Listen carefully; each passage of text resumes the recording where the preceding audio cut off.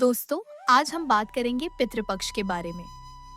अक्सर हमारे मन में यह सवाल उठता है कि पितृपक्ष में पूजा करनी चाहिए या नहीं। घर में जो हम रोजाना पूजा करते हैं, क्या वह करनी चाहिए या बंद कर देनी चाहिए? मंदिर जाना चाहिए या नहीं? भगवान सूर्य देवता को अर्घ या जल अर्पित करना चाहिए या नहीं? इसी तरह कई प्रश्न महिलाओं से जुड़े भी आते हैं। क्या पितृपक्ष में महिलाएं बाल धो सकती हैं या नहीं? क्या साबुन सर्फ का प्रयोग किया जा सकता है? क्या महिलाएं सिंदूर और श्रृंगार कर सकती हैं या नहीं? इसके अलावा हमें पितृपक्ष में किन किन बातों की सावधानी रखनी चाहिए, श्राद्ध कैसे करना चाहिए, इन सब की संपूर्ण जानकारी मैं इस वीडियो में देने वाली हूँ। वीडियो थोड़ा लंबा जरूर होगा, लेकिन आपके लिए बहुत महत्वपूर्ण है। अगर आप इसे पूरा देखेंगे तो आपके मन में जो भी संदेह या भ्रम है, सब दूर हो जाएंगे। असल में समाज में बहुत तरह की बातें फैलती रहती है। किसी ने कहीं कुछ कह दिया और लोग उसी को सच मानकर चलने लगते हैं, जबकि सही समाधान ढूंढा ही नहीं जाता। यही कारण है कि हर त्योहार और व्रत में तरह तरह के आडंबर और अफवाहें फैल जाती हैं। पितृपक्ष का समय आया है तो इस समय भी बहुत से लोग सवाल कर रहे हैं। कहीं पर मान्यता है कि पितृपक्ष के पूरे 15 दिन नहाना ही नहीं है, साबुन सर्फ का इस्तेमाल नहीं करना है, बाहर कहीं जाना नहीं है, ब्रश मंजन तक नहीं करना है। लेकिन दोस्तों, यह सब बड़े बड़े आडंबर है।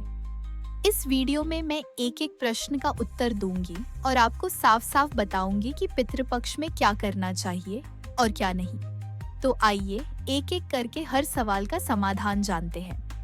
दोस्तों, कहा जाता है पितृदेवो भव, यानी हमारे पितृ भी हमारे लिए देवताओं के समान ही हैं। इसीलिए हमें उनसे मुंह नहीं मोड़ना चाहिए, बल्कि उनका सम्मान करना चाहिए।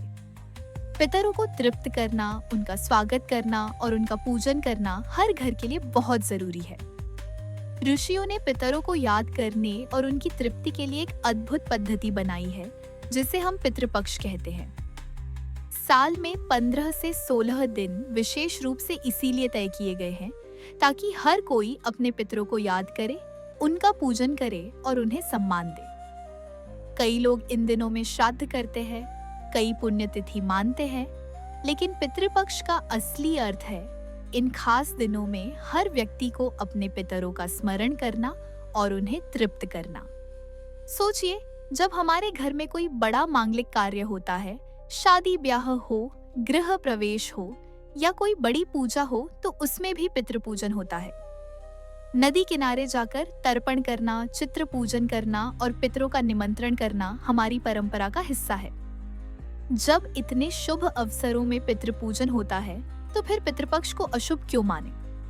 दुर्भाग्य से समाज में एक बड़ी अफवाह और आडंबर फैल गया है कि पितृपक्ष अशुद्ध होता है, इन दिनों कोई शुभ काम नहीं करना चाहिए। लोग कहते हैं कि पितृपक्ष आने से पहले सारे काम निपटा लो, नहीं तो नुकसान होगा। लेकिन सच ये है कि यह सब अंधविश्वास है। पितृपक्ष अशुभ नहीं, बल्कि हमारे पितरों को याद करने और उनका आशीर्वाद पाने का सबसे पवित्र समय है। इन दिनों आप जो भी कार्य करते हैं, वह पितरों को समर्पित माना जाता है। इसलिए इसमें किसी भी तरह का संदेह करने की जरूरत नहीं है। दोस्तों, बहुत लोग ये सवाल करते हैं कि पितृपक्ष में भगवान की पूजा करनी चाहिए या नहीं। कुछ लोग कहते हैं कि पितृपक्ष में जो भी पूजा पाठ करेंगे, उसका फल पितरों को चला जाएगा। तो भाई, इसमें दिक्कत ही क्या है? अगर हमारे पितर तृप्त हो रहे हैं, तो यह तो अच्छी बात है।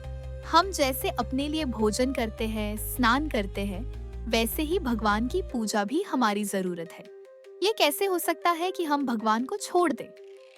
असल में पितृपक्ष का उद्देश्य ही यही है कि पितरों की तृप्ति की जाए, उनका पूजन, अर्चन, वंदन किया जाए, तर्पण, पिंडदान और श्राद्ध किया जाए। लेकिन इसका यह मतलब बिल्कुल नहीं है कि हम अपने नित्य कर्म छोड़ दें। जो पूजा पाठ आप रोज करते हैं, सुबह उठकर स्नान करके भगवान का पूजन, मंदिर जाना, सूर्य को जल अर्पित करना, वह सब आपको करना ही है। इसमें कोई समस्या, कोई रोक टोक नहीं है। हाँ, इसके साथ आपको पितृपूजन भी करना है। जैसे सुबह ब्रह्म मुहूर्त में भगवान की पूजा करें, सूर्य देव को अर्घ्य दें और फिर दिन में, खासकर दोपहर के समय, पितरों को तर्पण करें, जल दें। अगर किसी को सुबह ऑफिस जाना है, नौकरी बिजनेस के कारण जल्दी जाना होता है, तो कोई परेशानी नहीं। आप सुबह भगवान का पूजन करने के बाद पितरों को जल दे सकते हैं। जैसे ही सूर्य उदय हो, आप पितरों को अर्पित कर सकते हैं। ध्यान रहे, भगवान की पूजा बंद नहीं करनी है, सूर्य को जल देना बंद नहीं करना है। यह सब आडंबर और भ्रम है कि पितृपक्ष में भगवान की पूजा नहीं करनी चाहिए। आपका जो पहले से नित्य कर्म और पूजा पाठ का कार्यक्रम चलता आ रहा है, वही करते रहिए। बस साथ में पितृपूजन को भी शामिल कर लीजिए, यही सच्चा नियम है। दोस्तों, एक और सवाल अक्सर होता है, क्या महिलाएं पितृपक्ष में बाल धो सकती हैं या नहीं? क्या वे सिंदूर लगा सकती हैं, श्रृंगार कर सकती हैं या नहीं? इसका सीधा और स्पष्ट जवाब है, बिल्कुल कर सकती है, इसमें कोई संदेह नहीं है। जैसे महिलाएं सामान्य दिनों में जिस दिन बाल धोती है, उसी दिन पितृपक्ष में भी धो सकती है। जिस दिन सिंदूर लगाती है, लगाइए। जिस दिन श्रृंगार करती है, वह भी कीजिए। पितृपक्ष में आपको कुछ भी छोड़ने की जरूरत नहीं है। हमारे पितृ जब हमारे घर आते हैं, तो हमें देखकर प्रसन्न होते हैं। हम उनके बहू हैं, बेटियां हैं, पोतियां हैं, जो भी रिश्ता है। अगर हम साफ सुथरे, सजे धजे और प्रसन्नचित्त होकर उन्हें सम्मान देंगे, तो उन्हें भी खुशी होगी। लेकिन अगर हम मैले कुचैले, अस्वच्छ और उदास से रहेंगे, तो क्या उन्हें अच्छा लगेगा? बिल्कुल नहीं।